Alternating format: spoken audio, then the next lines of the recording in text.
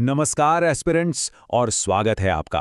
आज हम डिकोड करने वाले हैं एक ऐसे जियोपॉलिटिकल क्राइसिस को जिसका सीधा असर ना सिर्फ हमारे इकोनॉमी पर बल्कि हमारी फॉरेन पॉलिसी की हर एक चाल पर पड़ रहा है। तो चलिए उस सबसे ज़रूरी सवाल से शुरू करते हैं जो हर यूपीएससी एस्पिरेंट को सोचना चाहिए कि आखिर हज़ारों मील दूर हो रहा एक संघर्ष भारत की एनर्जी सिक्योरिटी और इकोनॉमिक स्टेबिलिटी के लिए इतना बड़ा खतरा कैसे बन सकता है। इस विश्लेषण के बाद आपको न सिर्फ इसका जवाब मिलेगा बल्कि आपके मेंस के उत्तर के लिए एक सॉलिड फ्रेमवर्क भी तैयार हो जाएगा।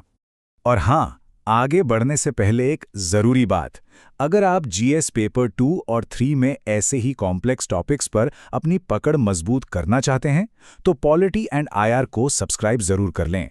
ये एग्जाम फोकस्ड लर्निंग में आपका सबसे अच्छा साथी है। ठीक है, तो तैयार हो जाइए। ये है हमारा आज का रोड मैप।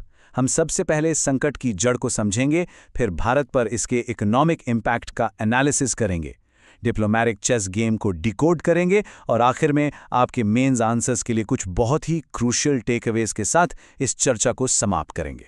देखिए, हालात बहुत तेजी से बिगड़े हैं, तो सबसे पहले जमीनी हकीकत को समझते हैं।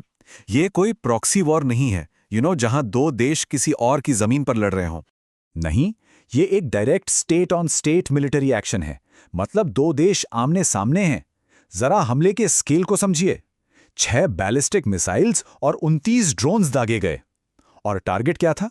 रियाद के पास एक बहुत ही क्रिटिकल यूएस सऊदी बेस। जैसा कि आप देख सकते हैं, ये कोई छोटी मोटी झड़प नहीं थी। एक ही हफ्ते में ये तीसरा हमला था और 15 से ज्यादा अमेरिकी सैनिक घायल हुए। ये सीधे सीधे एक सुपर पावर को चैलेंज करना है। अच्छा, अब आते हैं इसके इमीडिएट ज्योग्राफिकल और इकोनॉमिक फ्लैश पॉइंट पर। स्ट्रेट ऑफ हॉर्मुज एस्पिरेंट्स के लिए मैरीटाइम चोक पॉइंट्स को समझना कितनी कॉन्ट्रेंट है। आप इसे ऐसे समझिए, ये दुनिया की तेल की धमनी है और अगर ये जाम हो जाए तो पूरी ग्लोबल इकोनॉमी को हार्ट अटैक आ सकता है। अब जरा इस डेटा को देखिए, ये बहुत इंटरेस्टिंग है। हम देख रहे हैं कि BW टायर और BW एल्म जैसे इंडियन फ्लैग जहाज सक्सेसफुली स्ट्रेट को क्रॉस कर रहे हैं और ये अपने साथ ला रहे हैं करीब 93,000 टन LPG। ये पता है कितना है? ये भारत की 3 दिन की LPG इंपोर्ट की जरूरत के बराबर है। तो ये डेटा में बताता है कि इस क्राइसिस के बीच भी भारत के लिए एनर्जी का फ्लो बनाए रखना कितना वाइटल है। तो सबसे क्रूशियल पॉइंट ये है कि ये कोई ब्लैंकेट ब्लॉकेड नहीं है। मतलब ऐसा नहीं है कि रास्ता पूरी तरह से बंद कर दिया गया हो। ईरान यहां पर सेलेक्टिव पैसेज दे रहा है और IRGC पेट्रोल रूट पर अपने कंट्रोल को एक जियोपॉलिटिकल लेवर की तरह इस्तेमाल कर रहा है।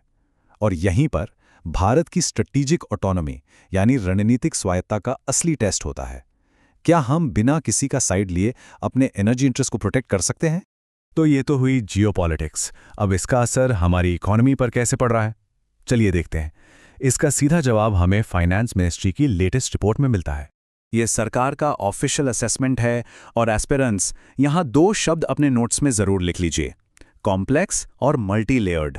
इसका मतलब यह है कि असर सीधा सीधा नहीं है कि सिर्फ पेट्रोल महंगा हो गया। नहीं, ये असर एनर्जी, ट्रेड और रेमिटेंसेस यानी विदेश से आने वाले पैसे, इन सभी सेक्टर्स में एक के बाद एक फैलता है। It's a cascade effect.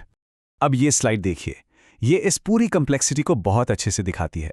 हाँ, ईयर ऑन ईयर ग्रोथ तो पॉजिटिव दिख रही है 9.4%, लेकिन जरा मंथ ऑन मंथ ग्रोथ देखिए -5.3%।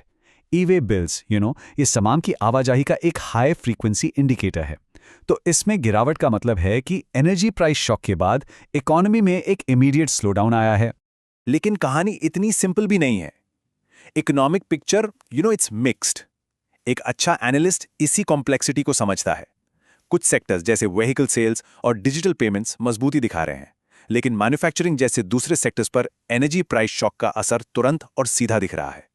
अब ये फ्लो चार्ट समझिए, ये पूरी चेन रिएक्शन को दिखाता है। स्टेप 1, शिपिंग में डिसरप्शन आती है और इंश्योरेंस कॉस्ट बढ़ जाती है। फिर क्या होता है? स्टेप 2, MSMEs जैसे कांच और सिरेमिक वाले वो फ्यूल स्विच नहीं कर सकते, तो प्रोडक्शन कम हो जाता है। स्टेप 3, इससे हमारे एक्सपोर्ट्स की कॉम्पिटिटिवनेस घटती है। और फाइनली स्टेप 4, बढ़ा हुआ इंपोर्ट बिल, घटे हुए एक्सपोर्ट्स और कम होते रेमिटेंसेस, ये सब मिलकर एक तिहरी इकोनॉमिक चुनौती खड़ी करते हैं। यही है वो मल्टी लेयर्ड रिस्क जिसकी बात फाइनेंस मिनिस्ट्री ने की थी। अब देखिए, जब स्टेक्स इतने हाई हों तो डिप्लोमेसी इट बिकम्स एवरीथिंग। लेकिन हाल ही में एक फ़ोन कॉल हुई जो अब एक इंटरनेशनल मिस्ट्री बन गई है। ये डिप्लोमैटिक लैंग्वेज का एक क्लासिक एग्जाम्पल है। इंडिया के स्टेटमेंट को ध्यान से पढ़िए। वो ये डिनाई नहीं कर रहे हैं कि मस्क वहां थे, वो बस कह रहे हैं कि ऑफिशियल कॉन्वर्सेशन सिर्फ लीडर्स के बीच हुई। बहुत क्लेवर वर्डिंग है ना? इवन द व्हाइट हाउस ने कोई डायरेक्ट डिनायल नहीं दिया। इससे पता चलता है कि देश सेंसिटिव इंफॉर्मेशन को पब्लिक में कैसे मैनेज करते हैं। और हाँ, to put things into context, ये याद रखना जरूरी है कि मस्क भले ही अब प्राइवेट सिटीजन हैं, लेकिन ट्रंप एडमिनिस्ट्रेशन से उनका एक रीसेंट कनेक्शन रहा है। उन्होंने department of government efficiency DOGE को लीड किया था, और इसीलिए एक इतनी सेंसिटिव कॉल पर उनकी मौजूदगी की खबर इतनी सिग्निफिकेंट बन जाती है। अच्छा, तो ये क्राइसिस कोई वैक्यूम में नहीं हो रहा है। Let's look at the bigger picture, the wider regional chessboard. तो हो क्या रहा है? रीजनल पावर्स अब एक्टिव होकर साइड्स ले रही हैं। पाकिस्तान को देखिए, वो सऊदी अरेबिया, टर्की और इजिप्ट के साथ एक अलग डिप्लोमैटिक ब्लॉक बनाने की कोशिश कर रहा है। मीनवाइल ईरान के एलाइज हुथीज वो भी लड़ाई में कूदने की धमकी दे रहे हैं, और इन सब के बीच प्रेसिडेंट ट्रंप एक नया फ्रंट खोलने की बात कर रहे हैं, Cuba. So the instability is spreading. Okay, so after all this analysis, let's distill everything into sharp analytical points. वो पॉइंट्स जो आप सीधे अपने मेंस के आंसर्स में यूज कर सकते हैं। Take away number 1 and perhaps the most important, energy security is paramount. यह संकट हमारी एनर्जी सिक्योरिटी की सबसे बड़ी कमजोरी को उजागर करता है। पश्चिम एशिया पर हमारी निर्भरता हमें बेहद वल्नरेबल बनाती है।